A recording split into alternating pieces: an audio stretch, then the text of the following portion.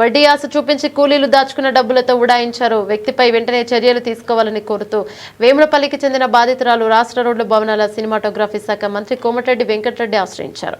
మిర్యాలగూడలో నివాసం ఉండే దాచపల్లి గోవర్ధన్ అనే వ్యక్తి మాడుగులపల్లి మండలానికి చెందిన 150 మంది దగ్గర మొత్తం 1,50,00,000 తీసుకున్న ఈ డబ్బులను తిరిగి ఇవ్వకపోవడంతో బాధితులంతా సోమవారం నల్గొండలోని మంత్రి కోమటిరెడ్డి వెంకటరెడ్డిని క్యాంపు కార్యాలయం సమీపంలో కలిసి తమ గోడును చెప్పుకున్నారు. వడ్డీ వ్యాపారి నుంచి తమకు డబ్బు ఇప్పించి న్యాయం చేయాలని వేడుకున్నారు.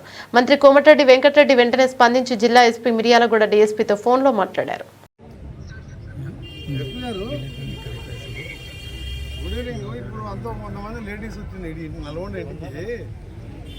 రాజపల్లి గోవర్ధన్ అని వాడు ఈ మాడుగులపల్లి ప్రాపర్ అంతా లేబరు వాడు రూపాయన్నర 2 రూపాయలు ఎంత ఇస్తారు, 1,50,00,000 ఇసుకపోయిందంట. వాడు ప్లాట్స్ ఉన్నాయి, ప్రాపర్టీస్ ఉన్నాయి, ఏది ఉన్నాయి. వాడు మిర్యాలు కూడా ఉంటుంది. వాడు మాడుగులపల్లి వాడు ఉంటాయి కానీ మనం బయట చూస్తున్నాం. అక్కడ మాడుగులపల్లి ప్రాపర్టీస్ ఉన్నాయి, కొడుకులు అంతా మంచి జాబులు ఉన్నాయి, అంతా యాక్టివ్ ఉన్నాయి. 1,50,00,000 అందరూ అంతా లేబరే, వీళ్ళంతా లేబర్ చూస్తే మీరు పరిచయం అవుతారు.